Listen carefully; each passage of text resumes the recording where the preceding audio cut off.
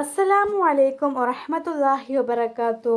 ഇന്ന് നമ്മൾ പറയുന്നത് ഖുർആൻ പാരായണം തുടങ്ങുന്നവർ ഖുർആൻ ഓതുമ്പോൾ നമ്മൾ ശ്രദ്ധിക്കേണ്ട കുറച്ച് കാര്യങ്ങളാണ്, അടിസ്ഥാന നിയമങ്ങളാണ് പറയുന്നത്. 10 എണ്ണമാണ് നമ്മൾ പറയുന്നത്. ഒന്ന്, ഉദ്ദേശം, അതായത് നിയ്യത്ത്. ഒരു കൃത്യമായ അള്ളാഹുവിൻ്റെ പ്രീതി മാത്രം ലക്ഷ്യമാക്കിയിട്ട് പഠിക്കുക.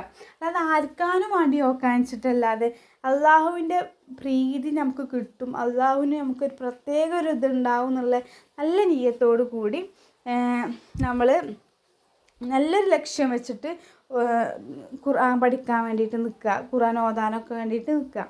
എന്ത് കാര്യം ചെയ്യുകയാണെങ്കിലും അത് നമ്മളെ ജീവിതത്തിൽ പകർത്തുക എന്ന് പറയുന്നത് എന്താണ്? നിയ്യത്ത്.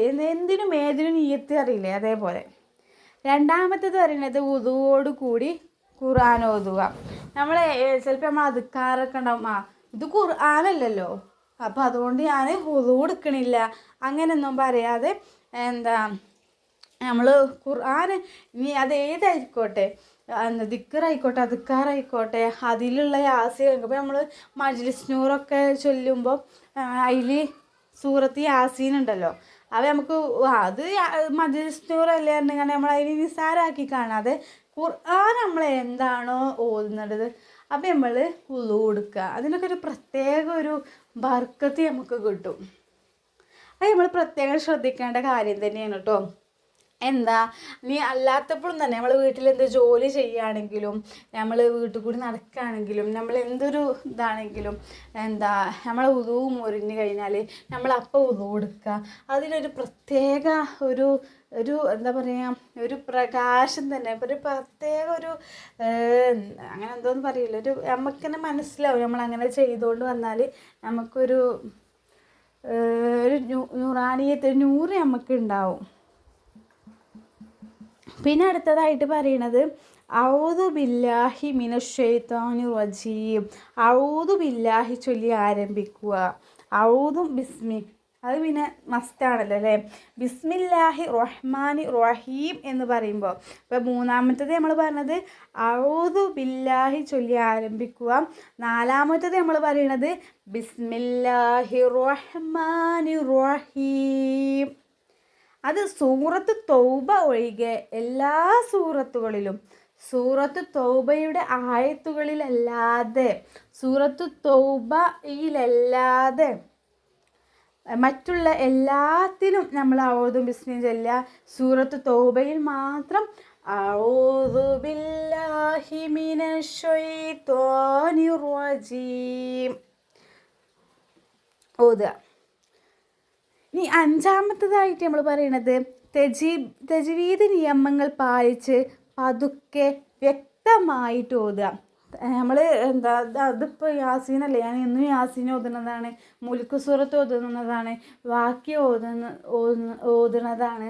അപ്പോൾ ഇത് ഇത്ര സമയത്തിൻ്റെ ഉള്ളിൽ വേഗം കഴിച്ചണം കരുതിക്കാണ്ട് നമ്മൾ യാസീൻ ഒരു ഖുർആനുൽ ഹകീം അങ്ങനെ ഒരു അക്ഷരസ്ഫുടതയൊന്നുമില്ലാതെ പെട്ടെന്ന് ഓതാതെ സാവകാശം അതിൻ്റെ തജ്വീദിൻ്റെ നിയമങ്ങളൊക്കെ പാലിച്ച് വ്യക്തമായിട്ട് ഓതുക. ആറാമതായിട്ട് നമ്മൾ പറയുന്നത് അക്ഷരങ്ങളുടെ മഹ്റജ്, ഉച്ചാരണ സ്ഥാനം ശരിയായി പഠിക്കുക. ആ അക്ഷരം എവിടുന്നാണോ വന്നത് അതനുസരിച്ച് ഐന്, വാദ് അങ്ങനെയൊക്കെ അതിൻ്റെ അക്ഷരസ്ഫുടതയോടുകൂടി ഉച്ചാരണ സ്ഥാനമൊക്കെ ശരിയാക്കിയിട്ട് നമ്മൾ ഓതുക.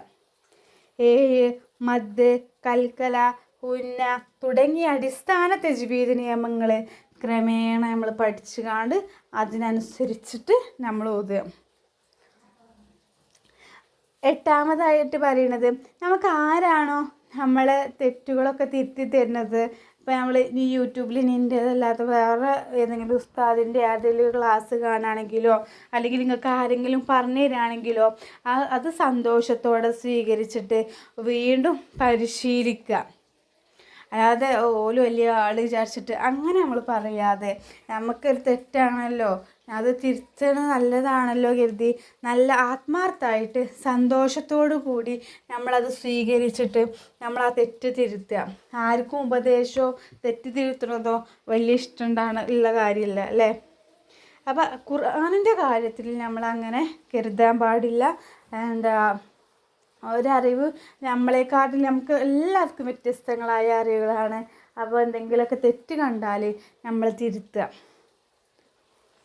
അതിന് ഖുർആനിൽ നിന്നല്ല, നമ്മളെ ജീവിത ലൈഫിൽ നമുക്ക് വരുന്ന നമുക്ക് മാറ്റിയെടുക്കാൻ പറ്റുന്ന ഒരു കാര്യം തന്നെയാണ്. പിന്നെ അതുപോലെ തന്നെ 9ാമതായിട്ട് പറയുന്നത് ദിവസവും നമ്മൾ ഖുർആൻ ഓതുക എന്നുള്ളതാണ്. രാവിലെയും വൈകുന്നേരം നമുക്ക് കിട്ടുന്ന സമയത്ത് വെറും റമദാനിൽ ചിലരൊക്കെ ഞാൻ കണ്ടിരിക്കണേ റമദാനാണ് വരുന്നത്, അപ്പോൾ ഖുർആൻ ഓതാതിരിക്കാൻ പറ്റില്ല, ഹത്തം തീർക്കണം എന്നൊക്കെ പറഞ്ഞുകൊണ്ട് അങ്ങനെ മെനക്കെട്ടിരുന്ന് ഈ റമദാനിൽ മാത്രം ഓതുന്ന കുറേ വിഭാഗം ആൾക്കാരുണ്ട്. അപ്പോൾ അങ്ങനെയല്ലാതെ നമ്മൾ ദിവസവും ഖുർആൻ നമുക്ക് എപ്പോഴൊക്കെ ഓതാൻ കഴിയും അപ്പോഴൊക്കെ ഉളുവോട് കൂടി നല്ല നിയ്യത്തോടു കൂടി ആത്മാർത്ഥമായിട്ട് ഓതുക. 10ാമതായിട്ട് പറയുന്നത് ഖുർആൻ ആദരവ് നൽകുക. അതായത് നല്ല സ്ഥലത്ത് ആദരവോടുകൂടി കൈകാര്യം ചെയ്യുക. അപ്പോൾ നമ്മൾ പറയുമല്ലോ അല്ലേ, ഇപ്പോൾ നമ്മൾ വീടിൻ്റെ ഉയർന്ന സ്ഥലത്തൊക്കെ വെക്കണം. കാരണം അത്രക്കും ആത്മാർത്ഥമായിട്ട് നമ്മൾ ഖുർആനിനെ ബഹുമാനിക്കണം എന്നൊക്കെ പറയുമല്ലോ അല്ലേ. അപ്പോൾ അങ്ങനത്തെ കാര്യങ്ങളൊക്കെ ചെയ്യുക. അപ്പോൾ ഇന്ന് നമ്മൾ അത്രയും കാര്യങ്ങളാണ് പറയുന്നത്. ഇനി നമ്മൾ നാളത്തേക്ക് ഇന്ന് തന്നെ ഇടാൻ പറ്റുന്നുണ്ടെങ്കിൽ ഇന്ന് തന്നെ ഇടാം. എങ്ങനെ നമ്മൾ ഖുർആനെ ഓതി തുടങ്ങാം, എന്തൊക്കെ കാര്യങ്ങൾ ശ്രദ്ധിക്കണം എന്നുള്ളത് ഇപ്പം നമ്മൾ അടിസ്ഥാനപരമായിട്ടുള്ള നമ്മൾ ശ്രദ്ധിക്കേണ്ട 10 കാര്യങ്ങൾ നമ്മൾ പറഞ്ഞു കഴിഞ്ഞു. ഇനി അതിന് തജ്വീദിൻ്റെ നിയമങ്ങളാണ് ഇനിയുള്ള വീഡിയോയിൽ വരിക. അപ്പോൾ നമ്മുടെ ഈ ഒരു അമൽ അല്ലാഹു സുബ്ഹാനഹു വ തആല സ്വീകരിക്കട്ടെ. ആമീൻ യാ റബ്ബൽ ആലമീൻ. നമുക്കെല്ലാവർക്കും ഖുർആൻ ഓതാനും അത് പഠിക്കാനും ദിവസവും ഓതാനൊക്കെ അല്ലാഹു സുബ്ഹാനഹു വ തആല തൗഫീഖ് നൽകട്ടെ.